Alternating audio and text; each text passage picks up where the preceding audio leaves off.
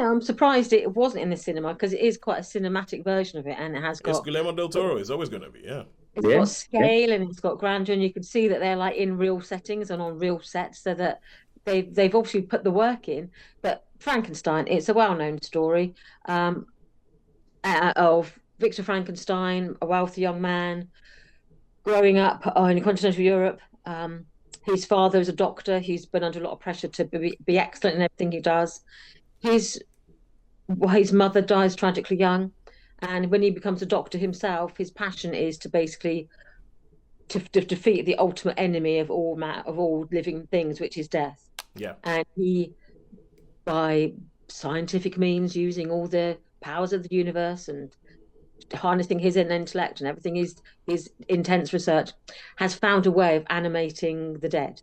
Hmm. And he has decided that he doesn't just want to animate dead; he wants to create his own sort of bring the dead alive by combining the best elements of like a human being, so the strongest arms, the best eyes, the strongest physique, Yep. to create a living thing. And he creates a creature, and then basically abandons his creature, and the creature comes after him to say, why did you create me and why did you leave me?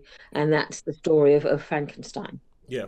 I read before I saw this that this was the most faithful adaptation Yeah. of Frankenstein that's ever been made. But whoever said that hasn't actually read the book, because it isn't. They've got some of the key things, which is the essentials. But I think the first sort of quarter of the book is letters. It's like a correspondence between different people. So how do you film that? So when anyone says, "Oh, this is really close to the book," it's like, not unless you completely ignore the first sort of 100 pages. But this starts in the sort of the Antarctic bit, Yep. and then you get sort of the story is one of those stories. It starts with a correspondence with his letters, and then it's the Victor Frankenstein's accounts, and then the creature's account. They both tell their own story, and you see the same events from each of their point of view.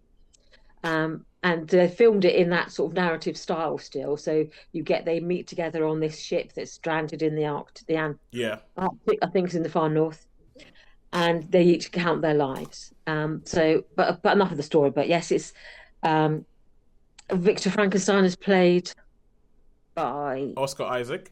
Oscar Isaacs. I was thinking I can't remember his name. Yep. Oscar Yeah. Isaac.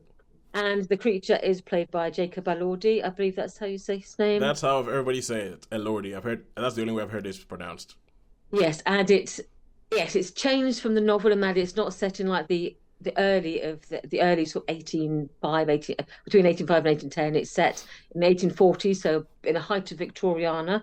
So it's quite a different look. Mm-hmm.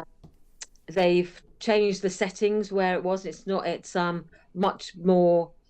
They've created a whole world where he's in this almost like steampunk sort of like environment Oh where yeah, he's yeah, got yeah, yeah, yeah. this where Victor. It's not his little tiny little attic room when he was a student, where he sort of still Wait, sings wait. from the local cadaver house. So it's much more of a grand scale. He's got money behind him, so the look is really as sumptuous in the colors, the textures, the sort of the feel of it.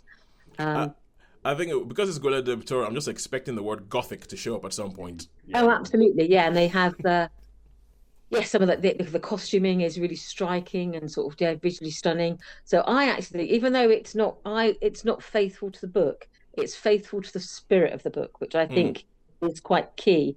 You can take that, you can still recognize this as Frankenstein, even though the look, there's elements of the story are different. It still has those key aspects of it, and it is more sympathetic to the creature. This is very much more the creature's film, Yeah. in that, this is your creation that you abandoned, and this relentless sort of hunting of Victor Frankenstein. You can see the why, because this is how you treated me, and Yeah. this is I'm after you, my creator.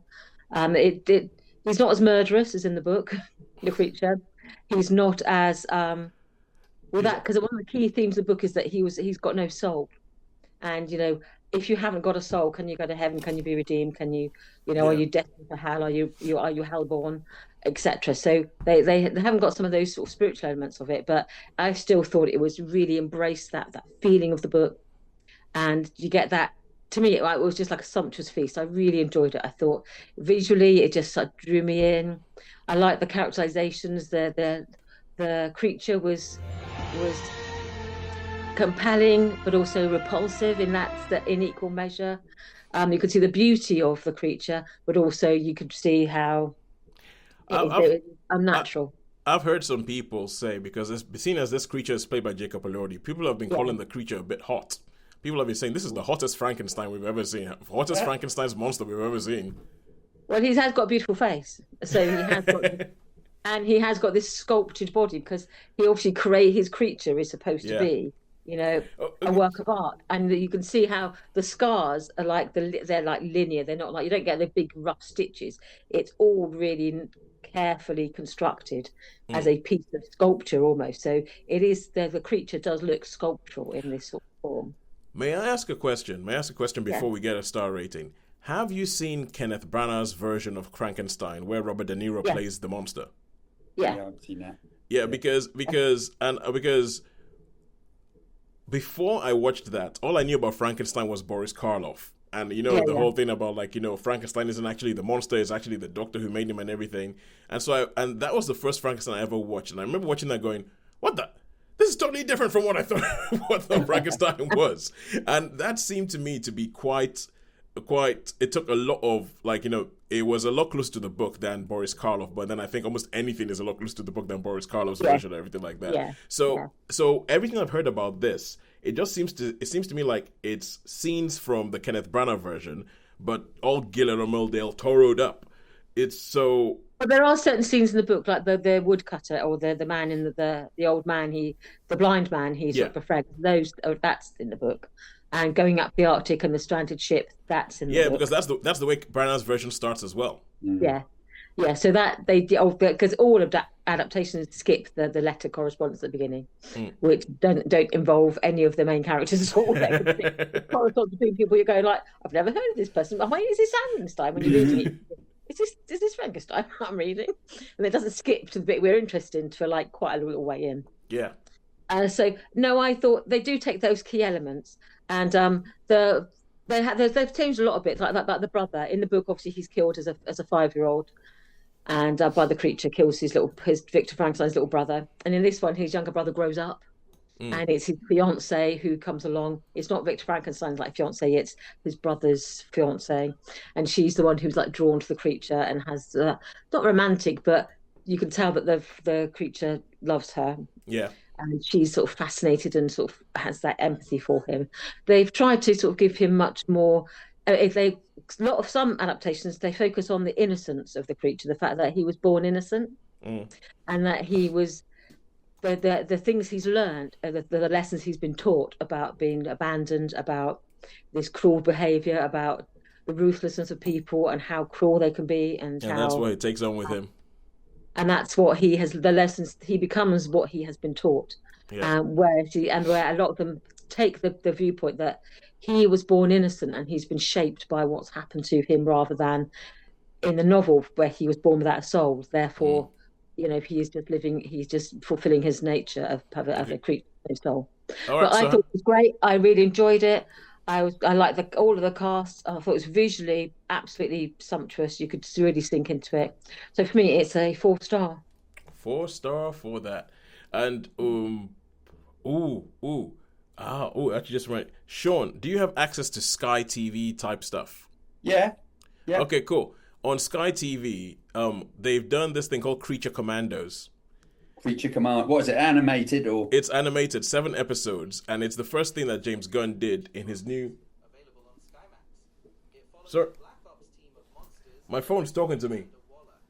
Go, stop, go away. Your AI on your phone. Yeah, I know. It's like, so it's Creature Commandos, and it's the first thing he did in the new DCU before he did Superman. And that has like a potted Frankenstein story arc in it, because one of the characters in Creature Commandos is the bride. And then they have this whole potted thing, which I'm just realizing has a lot of elements of the actual Frankenstein story in it. But yeah, Sean, Creature Commandos, I think you'd like Creature it. Commandos. I'll check that out. Especially the music. I think the music is really, really good in it.